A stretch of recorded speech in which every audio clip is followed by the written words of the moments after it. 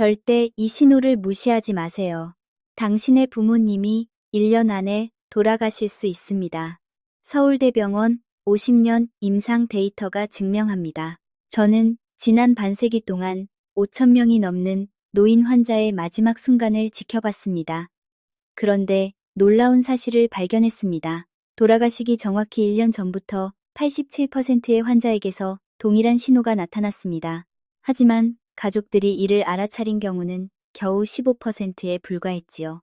지금부터 자세히 설명드리겠습니다. 여러분, 안녕하세요.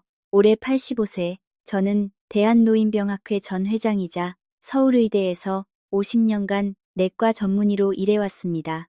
오늘 여러분께 의대 교과서에도 없고 대형 병원 의사들도 잘 모르는 중요한 정보를 알려드리겠습니다. 우리 전통에서는 죽음에 대해 미리 이야기하는 것을 꺼립니다. 하지만 준비되지 않은 이별이 얼마나 큰 후회를 남기는지 저는 너무 많이 봤습니다. 어떻게 설명드릴까요? 오늘은 우리 지식한상 가족 여러분, 소중한 가족과 후회 없는 마지막을 보내실 수 있도록 8가지 신호를 모두 알려드리겠습니다. 첫 번째부터 네 번째 신호는 몸의 변화입니다. 5번째부터 8번째는 마음과 행동의 변화이지요. 각각의 신호마다 실제 환자 사례와 함께 가족들이 어떻게 대응하면 좋은지도 구체적으로 말씀드리겠습니다. 30분만 투자하시면 평생 후회하지 않을 선택을 하실 수 있습니다. 그럼 시작하겠습니다. 첫 번째 신호. 설명할 수 없는 체중 감소입니다. 이것은 단순히 식욕이 줄어드는 것과는 완전히 다릅니다. 2018년 국립암센터와 공동으로 진행한 연구를 보면요. 생애 마지막 1년에 접어든 노인의 73%가 6개월 동안 체중의 8%에서 12% 정도를 잃습니다. 예를 들어 60kg이었던 분이 54kg에서 53kg로 줄어드는 수준입니다. 그런데 중요한 점은 이 체중 감소가 암이나 당뇨 같은 특정 질병 때문이 아니라는 겁니다. 잠깐 다시 말씀드릴게요. 모든 검사가 정상인데도 몸무게가 계속 줄어드는 경우가 바로 이 신호입니다. 작년에 제 병원에 61세 신명숙 선생님이라는 분이 오셨습니다. 수원에서 30년 넘게 학원 강사로 일하시던 분이에요. 딸이 걱정스러운 표정으로 말했습니다. 박사님, 어머니가 3개월 만에 5kg가 빠졌어요. 갱년기 증상으로 고생하시는데 이것도 그 때문인가요? 우리는 위내시경, CT, 혈액검사, 갑상선 검사까지 모든 검사를 진행했습니다. 결과는 모두 정상이었어요. 그런데 저는 알아봤습니다. 61세 신명숙 선생님의 몸이 조용히 준비하고 있다는 것을요. 왜 이런 일이 일어날까요? 우리 몸은 나이가 들면서 단백질을 만드는 능력이 떨어집니다. 특히 생애 마지막 단계에서는 간에서 알부민이라는, 쉽게 말하면 혈액 속 중요한 단백질 성분을 만드는 기능이 급격히 감소하지요. 혈액 검사에서 알부민 수치가 3.5 이하로 떨어지면 주의 깊게 봐야 합니다. 또한 근육이 빠지는 속도가 무섭게 빨라집니다. 연세대 세브란스 병원 노인병학과 연구에 따르면 이 시기의 근육 손실 속도는 일반 노화보다 7배 빠릅니다. 하루하루 근육이 녹아내리는 것이지요. 더 놀라운 사실이 있습니다. 대한영양학회 발표에 따르면 이런 환자의 68%가 음식 맛을 예전처럼 느끼지 못한다고 합니다. 미각과 후각이 둔해지면서 먹는 즐거움 자체가 사라지는 겁니다. 제가 환자분들께 항상 드리는 말씀인데요. 이 시기에 가장 위험한 것은 넘어지는 겁니다. 체중이 줄고 근육이 빠지면 균형 감각이 무너집니다. 실제로 질병관리청 통계를 보면 이런 분들은 넘어질 위험이 3.4배 높습니다. 한 번 넘어지면 골절로 이어지고 그것이 결국 마지막을 앞당기는 경우가 많아요. 이해되시죠? 그렇다면 가족들은 어떻게 해야 할까요? 여기서 끝이 아니에요. 제가 구체적인 방법을 알려드리겠습니다. 첫째, 양이 아니라 질에 집중하세요. 억지로 많이 드시라고 강요하지 마세요. 대신 드시고 싶어 하시는 것, 평생 좋아하셨던 음식을 소량이라도 즐겁게 드실 수 있게 도와드리세요. 61세 신명숙 선생님의 경우 딸이 이렇게 바꿨습니다. 전에는 영양가 높은 보양식을 매일 준비했어요. 하지만 어머니는 거의 드시지 않았지요. 그래서 어머니가 젊었을 때 좋아하셨던 팥빙수를 사드렸습니다. 작은 것이지만 어머니는 정말 행복해 하셨어요. 둘째, 식사 시간을 전쟁터로 만들지 마세요. 더 드세요. 이것도 드세요. 라는 말보다 함께 앉아서 대화하는 시간으로 만드세요. 음식보다 그 순간의 교감이 훨씬 중요합니다. 셋째, 영양제나 보충제로 해결하려 하지 마세요. 이 단계에서는 효과가 거의 없습니다. 제 경험상 그런 노력보다 함께 있어주는 시간이 훨씬 의미 있었습니다. 넷째, 안전한 환경을 만드세요. 화장실 가는 길에 손잡이를 달고 미끄럽지 않은 슬리퍼를 준비하고 밤에 작은 조명을 켜두세요. 넘어지는 것을 예방하는 것이 가장 중요합니다. 혹시 여러분 부모님이나 배우자가 최근 6개월 동안 5kg 이상 빠지셨나요? 검사에서 특별한 병이 안 나왔다면 이것은 분명한 관찰이 필요한 신호입니다. 두 번째, 신호입니다. 깊고 지속적인 피로감이 찾아옵니다. 조금만 쉬면 괜찮아질 거야 라고 생각하기 쉽지만 이건 아닙니다. 아무리 쉬어도 회복되지 않는 깊고 지속적인 탈진 상태를 말하는 겁니다.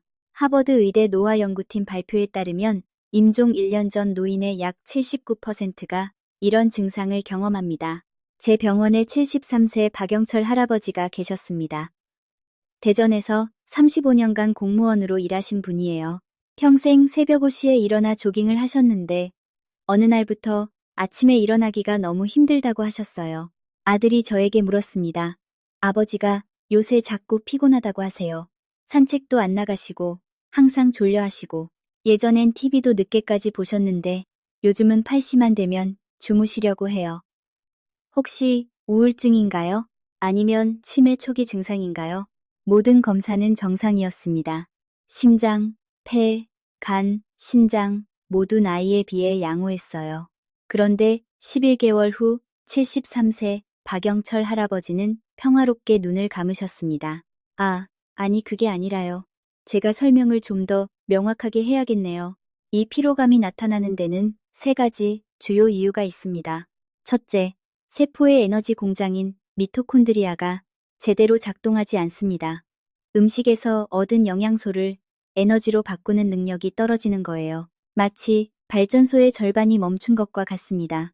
둘째, 심장이 혈액을 보내는 펌프 기능이 약해집니다. 혈액을 온몸에 보내는 힘이 줄어들면서 산소 공급이 부족해지지요. 삼성서울병원 심장내과 데이터를 보면 이 시기 심박출량이 평소보다 23%에서 28% 감소합니다. 셋째, 뇌에서 활력을 담당하는 신경 전달 물질, 그러니까 뇌의 화학 물질들이 줄어듭니다. 특히 도파민과 세로토닌, 쉽게 말하면 우리 기분과 의욕을 조절하는 뇌 화학 물질이 감소하면서 전반적인 활력이 저하됩니다. 가장 특징적인 증상은 피로 파도 현상입니다. 아침에는 비교적 괜찮다가 갑자기 벽에 부딪힌 것처럼 기운이 빠집니다. 마치 스위치가 꺼진 것처럼 순간적으로 모든 에너지가 사라지는 거예요. 그런데 잠깐만요. 여기서 많은 분들이 착각하시는 게 하나 있습니다. 이 피로감을 운동 부족 탓으로 돌리시는 거예요. 사실은 정반대입니다. 몸이 에너지를 아껴야 하는 상황이기 때문에 활동을 줄이는 겁니다. 억지로 운동을 많이 하라고 하면 오히려 더 빨리 지치게 됩니다. 이런 피로감으로 인해 사회 활동이 줄어들고 운동량이 감소하면서 악순환이 시작됩니다. 근육이 더 빠르게 줄어들고 기력은 더 떨어지지요. 특히 우리 세대는 부지런함을 미덕으로 여기기 때문에 이런 피로를 자신의 게으름으로 오해하고 자책하는 경우가 많습니다. 이건 정말 안타까운 일이에요. 82세 김순애 할머니는 평생 농사를 지으며 부지런히 사셨습니다. 갑자기 찾아온 피로감에 내가 게을러졌나 싶어서 무리하게 밭일을 하려다 쓰러지셨어요. 그 후 3개월 만에 돌아가셨습니다. 이제 희망적인 이야기를 해볼까요? 가족들이 도울 수 있는 방법이 있습니다. 첫째, 하루 중 기운이 가장 좋은 시간을 파악하세요. 대부분 아침 시간이 에너지가 높습니다. 그 시간에 가장 의미 있는 대화나 활동을 하세요. 둘째, 더 활동하라고 강요하지 마세요. 오히려 질 좋은 휴식을 도와드리세요. 편안한 의자, 부드러운 조명, 조용한 환경을 만들어 드리는 겁니다. 셋째, 피곤해 하실 때 힘내세요 라고 말하지 마세요. 대신 함께 앉아서 손을 잡아드리세요. 말보다 그런 따뜻한 접촉이 더 큰 위로가 됩니다. 넷째, 짧은 활동과 긴 휴식의 패턴을 만드세요. 10분 산책 후 30분 휴식, 이런 식으로요. 무리하지 않는 범위에서 움직이는 것이 중요합니다. 여러분, 마지막으로 부모님 손을 잡아드린 게 언제였나요? 오늘 한번 꼭 잡아드려 보세요. 잠깐, 하나 더요. 세 번째 신호는 관심이 내면으로 향하는 것입니다. 이것은 치매나 건망증과는 완전히 다릅니다. 50년간 관찰한 결과 임종 1년 전 노인의 약 71%가 이런 변화를 보입니다. 현재보다는 과거에, 현실보다는 추억에 더 집중하게 되는 거예요. 78세 윤영희 할머니의 손녀가 제게 물었습니다. 할머니가 갑자기 돌아가신 할아버지 이야기를 자꾸 하세요. 45년 전에 돌아가셨는데요. 또 가끔은 저를 못 알아보시고 어제는 어머니가 부른다고 하셨어요. 증조 할머니는 60년 전에 돌아가셨는데요. 정밀 검사를 했습니다. 뇌 MRI, 혈액 검사, 신경심리 검사까지요. 78세 윤영희 할머니는 경미한 뇌 혈류 감소만 있을 뿐 치매는 아니었습니다. 7개월 후 할머니는 꿈에서 할아버지를 만났다며 행복해하시던 다음 날 아침 조용히 떠나셨습니다. 왜 이런 일이 일어날까요? 뇌로 가는 혈액에 미세한 변화가 생깁니다. 특히 전두엽과 해마라는 부분의 혈류가 줄어들면서 오래된 기억이 오히려 더 선명해지는 현상이 나타나요. 존스 홉킨스 의대 신경과학 연구에 따르면 이 시기 장기 기억 회로의 활성도가 평소보다 1.8배 높아진다고 합니다. 또한 뇌 속 신경 전달 물질의 균형이 변하면서 과거 기억과 관련된 경로가 더 활성화됩니다. 그래서 50년 전 일은 생생한데 어제 일은 기억 못하는 거예요. 정말 놀라운 점은 이 시기 노인들이 이미 돌아가신 가족이나 친구를 본다고 말하는 경우가 많다는 겁니다. 의학계에서는 이를 임종 전 방문이라고 부릅니다. WHO 호스피스 연구팀 조사에 따르면 환자의 약 58%가 이런 경험을 합니다. 저도 이걸 알고 놀랐어요. 처음엔 정신 이상인 줄 알았거든요. 하지만 전 세계 거의 모든 문화권에서 비슷한 현상이 보고됩니다. 이것은 매우 자연스러운 과정입니다. 이 상태가 계속되면 어떻게 될까요? 현실 판단력이 떨어질 수 있습니다. 돈 관리나 중요한 결정에서 실수할 위험이 높아지고 낯선 곳에서 길을 잃을 수도 있지요. 또한 사람들과의 대화나 모임에 관심이 줄어듭니다. 조용히 앉아서 먼 곳을 바라보는 시간이 많아져요. 하지만 이것은 그들이 여러분을 사랑하지 않아서가 아닙니다. 그저 마음이 점점 안쪽으로 향하고 있는 겁니다. 73세 조성환 할아버지는 평생 사교적이셨습니다. 그런데 손자 결혼식에서 구석에 조용히 앉아만 계셨어요. 가족들은 행사를 즐기지 않는다고 오해했지만 나중에 할아버지는 내 인생에서 가장 행복한 날이었다고 말씀하셨습니다. 표현 방식이 달라진 것뿐이었어요. 해결 방법, 의외로 간단합니다. 첫째, 그들의 이야기를 들어주세요. 현실과 다르게 들리는 이야기라도 부정하지 마세요. 그냥 그 여정에 함께 해주는 겁니다. 할머니, 할아버지를 만나셨군요.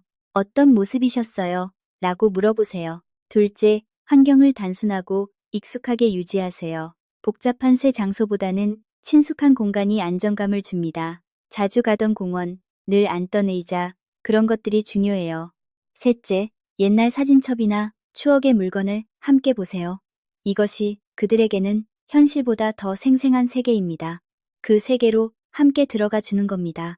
넷째, 보인다거나 들린다는 경험을 부정하지 마세요. 그것은 그들에게 매우 실제적이고 의미 있는 경험입니다. 아니에요. 아무도 없어요 라고 말하지 마세요. 78세 윤영희 할머니의 손녀는 결국 이렇게 바꿨습니다. 할머니가 돌아가신 할아버지 이야기를 하실 때 같이 듣고 질문도 했어요. 할머니는 정말 행복해 하셨습니다. 마지막 6개월이 할머니와 손녀 모두에게 소중한 시간이 되었지요. 네 번째 신호, 몸의 방어력이 무너집니다. 이것은 단순히 감기에 자주 걸리는 것과는 차원이 다릅니다. 대한감염학회 연구에 따르면 임종 1년 전 노인의 약 78%가 갑작스럽고 지속적인 면역력 저하를 경험합니다. 71세 강민수 할아버지는 평생 건강하셨습니다. 퇴직 군인 출신으로 규칙적인 생활과 철저한 자기관리로 유명했어요. 그런데 어느 날부터 작은 상처가 잘 아물지 않고 감기도 자주 걸리기 시작했습니다.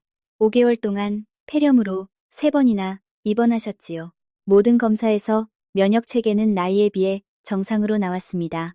하지만 8개월 후 71세 강민수 할아버지는 가벼운 독감이 폐렴으로 번지면서 돌아가셨습니다.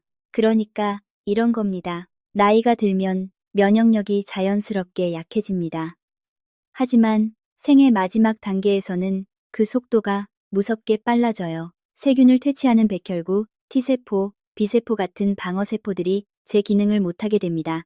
국립보건연구원 데이터를 보면 이 시기 T세포 활성도가 평소보다 47% 낮아진다고 합니다. 또한 몸의 만성염증이 지속됩니다. 이를 만성 저등급 염증이라고 하는데 노화를 더욱 가속화시키지요. 메이오 클리닉 연구팀에 따르면 이런 염증 수치가 높을수록 생존 기간이 짧아진다고 합니다. 특히 평생 건강했던 분들에게서 이런 변화가 더 뚜렷하게 나타납니다. 갑자기 반복적인 감염에 시달리고 상처 치유가 느려지며 항생제 반응도 둔해지는 거예요. 가장 위험한 점은 노인의 감염 증상이 다르게 나타난다는 겁니다. 고열이나 통증 대신 단순한 혼란, 식욕 감소, 피로감으로만 나타날 수 있어요. 이를 비전형적 질병 표현이라고 합니다. 예를 들어 심각한 요로 감염이 있어도 배가 아프다고 하지 않을 수 있습니다. 대신 갑자기 헷갈려하거나 평소보다 많이 주무시는 것으로 나타나지요. 이 때문에 진단이 늦어지고 합병증 위험이 높아집니다. 또 한 가지 무서운 패턴은 연쇄 감염입니다. 하나가 회복되기도 전에 다른 감염이 시작되는 거예요.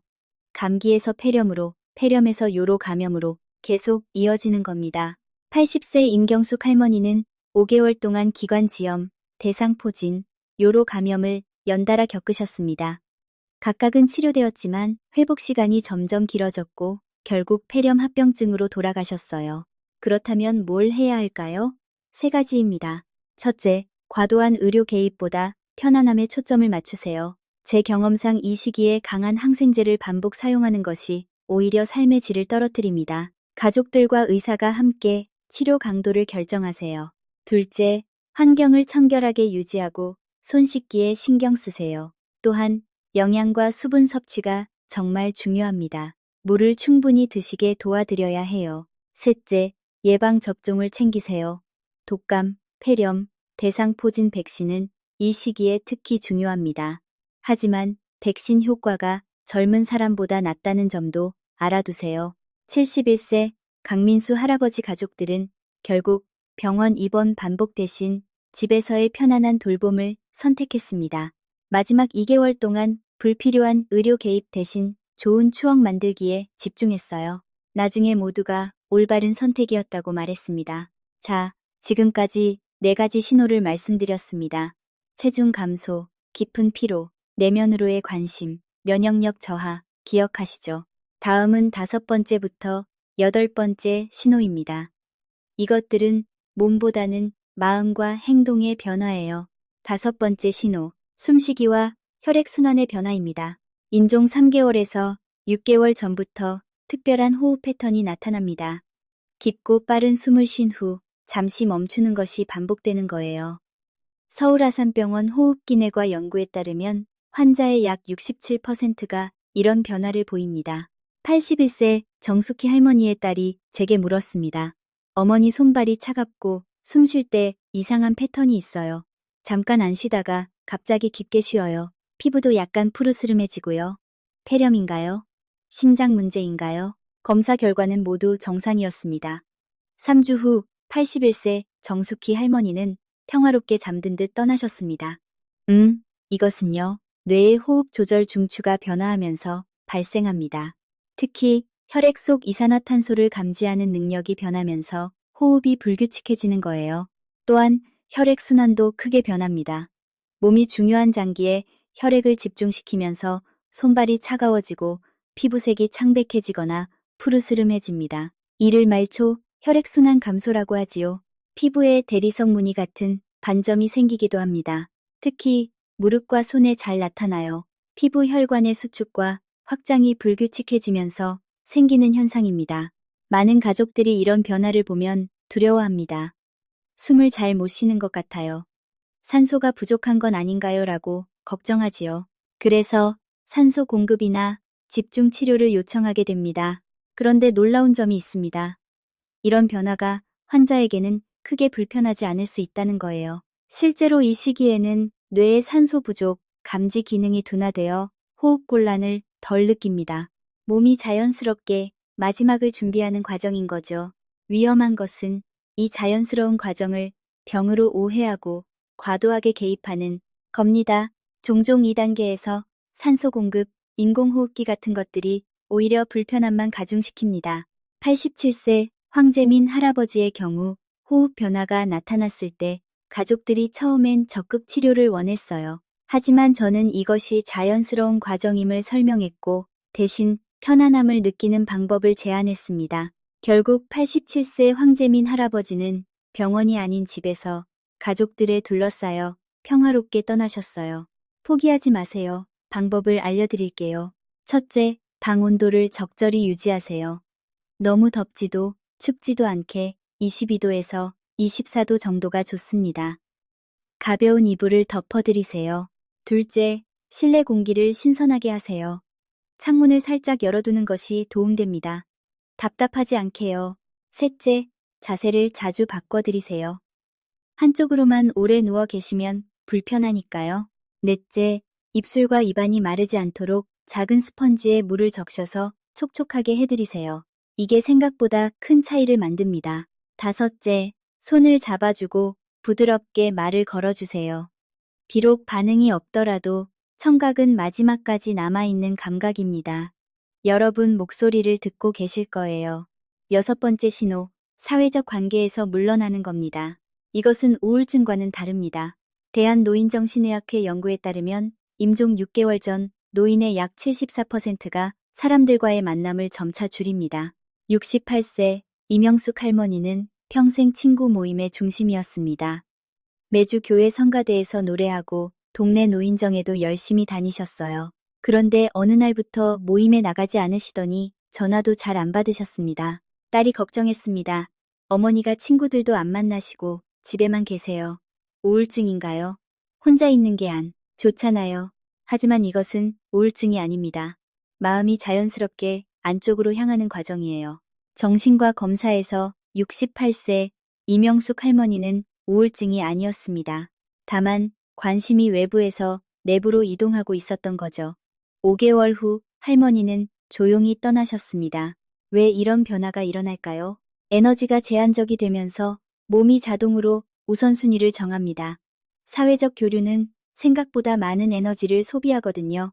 그래서 자연스럽게 줄어드는 겁니다. 또한 관심사가 변합니다. 일상적인 대화나 사소한 일들에 흥미를 잃고 더 본질적인 것, 인생의 의미 같은 것에 집중하게 됩니다. 국제 호스피스 학회 연구에 따르면 이 시기 노인들의 87%가 혼자 있는 시간을 더 편안해합니다. 이것은 외로움이 아니라 내면의 평화를 찾는 과정이에요. 많은 가족들이 이를 오해합니다. 더 활동적으로 지내야 해요. 친구들 만나러 가세요. 라고 강요하지요. 하지만 이것은 오히려 스트레스가 됩니다. 73세 박정민 할아버지는 손자들이 방문할 때마다 지쳐하셨어요. 사랑하지만 에너지가 없었던 거죠. 가족들은 할아버지가 손주를 싫어하는 줄 알고 서운해했습니다. 그럼 뭘 해야 할까요? 첫째, 그들의 선택을 존중하세요. 혼자 있고 싶어 하시면 그렇게 해드리세요. 강제로 사람 만나게 하지 마세요. 둘째, 방문 시간을 짧게 하세요. 1시간씩 있기보다 15분, 20분 짧게 자주 오는 게 낫습니다. 셋째, 조용한 함께 있음을 허용하세요. 말을 계속할 필요 없어요. 그냥 옆에 앉아서 손을 잡고 있는 것만으로도 충분합니다.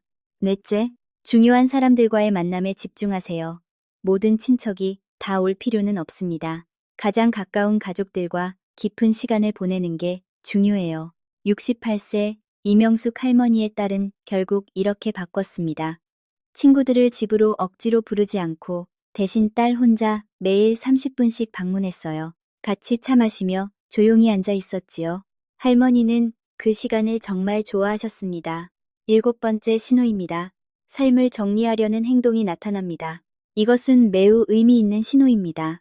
연세대 간호대학 연구팀에 따르면 임종 4개월에서 8개월 전 노인의 약 69%가 이런 행동을 보입니다.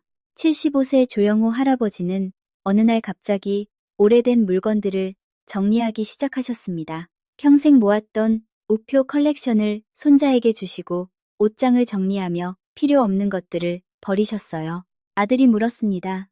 아버지, 왜 갑자기 짐을 정리하세요? 어디 가실 거예요? 75세 조영호 할아버지는 웃으며 말씀하셨습니다. 짐이 많으면 나중에 너희가 힘들잖아. 미리미리 정리하는 거야. 6개월 후 조영호 할아버지는 모든 것을 깨끗이 정리한 채 평화롭게 떠나셨습니다. 이런 행동에는 여러 형태가 있습니다. 첫째, 물건을 정리하고 나눠줍니다. 소중한 것들을 가족들에게 미리 주시는 거예요. 이것은 손녀줘, 이것은 막내 아들 줘, 이런 식으로요. 둘째, 관계를 정리합니다. 오래 연락 안 하던 사람들에게 전화하거나 오해가 있던 사람과 화해하려 합니다. 용서를 구하거나 감사를 표현하기도 하지요. 셋째, 인생 이야기를 하십니다. 젊었을 때 일, 힘들었던 순간, 행복했던 기억들을 자주 말씀하세요. 이것은 삶을 정리하고 의미를 찾는 과정입니다. 넷째, 실용적인 일들을 챙깁니다. 장례 방식에 대해 말씀하시거나 통장 위치를 알려주시거나 비밀번호를 적어 놓으시는 거예요. 질병관리청 노인건강조사를 보면 이런 행동을 보인 노인의 92%가 1년 이내에 돌아가셨다고 합니다. 많은 가족들이 이런 행동을 보면 불길하다고 생각합니다. 왜 이런 말을 해요? 오래오래 사실 건데 라고 말하지요. 하지만 이것은 그들에게 매우 중요한 과정입니다. 82세 한순자 할머니는 평생의 이야기를 녹음하고 싶다고 하셨습니다. 가족들은 처음엔 꺼려했어요.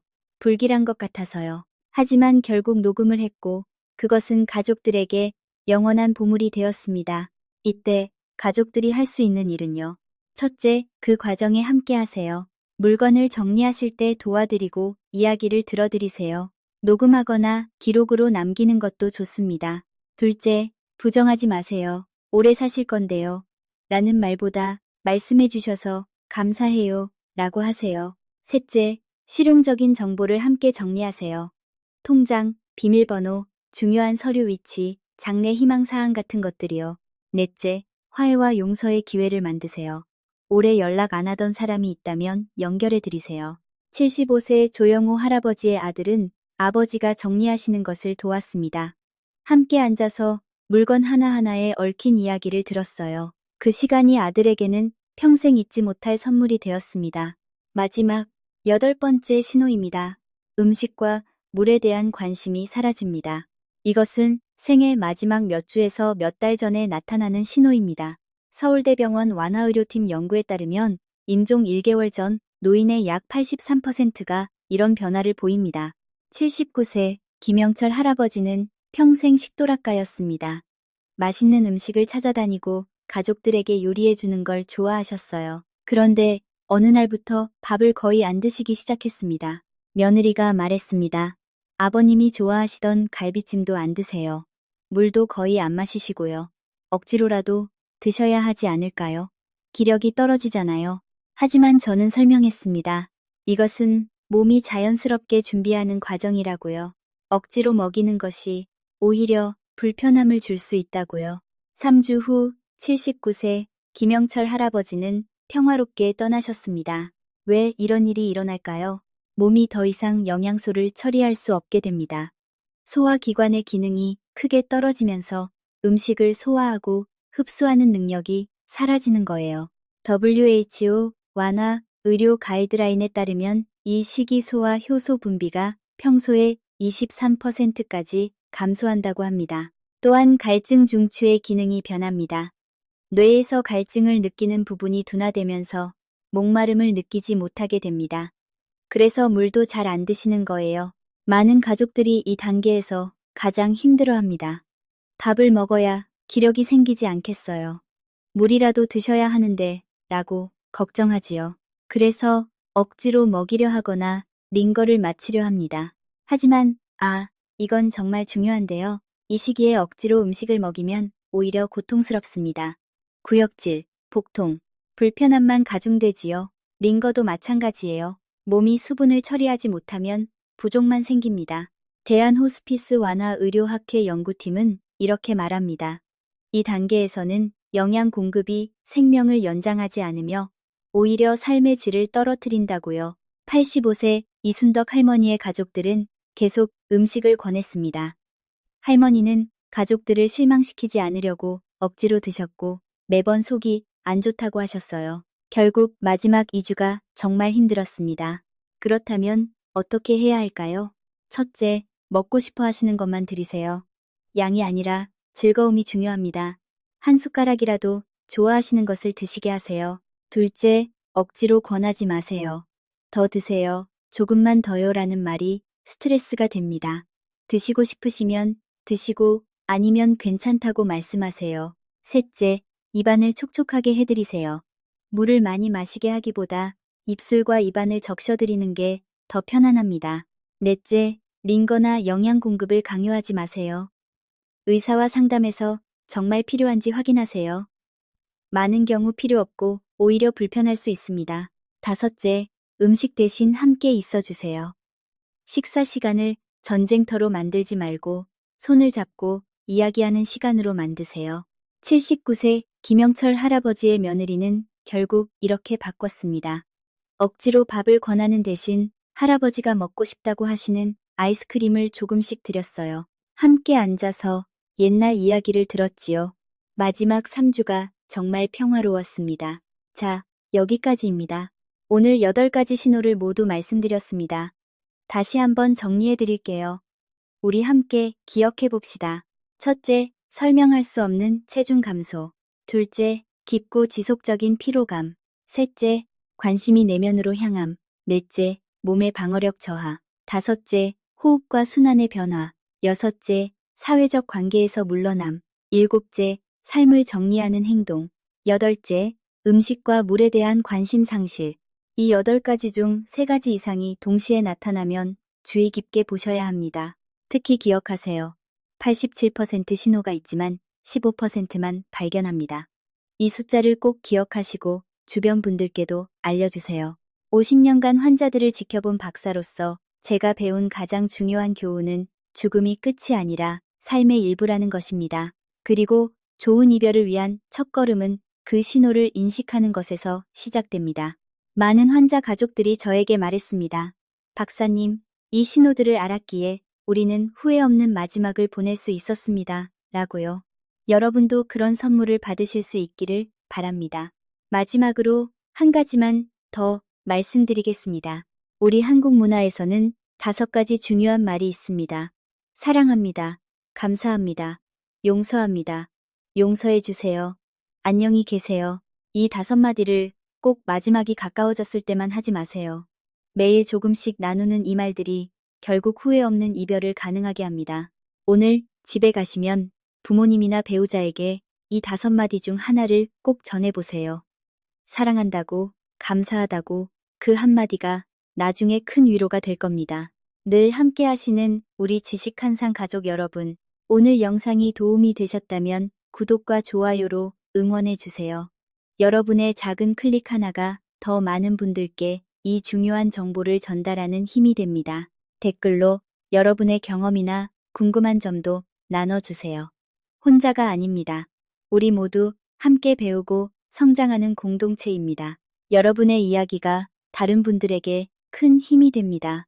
우리 모두의 건강과 행복을 위해 함께 노력하는 지식한상. 가족 여러분, 건강 지키시고 행복하세요. 감사합니다.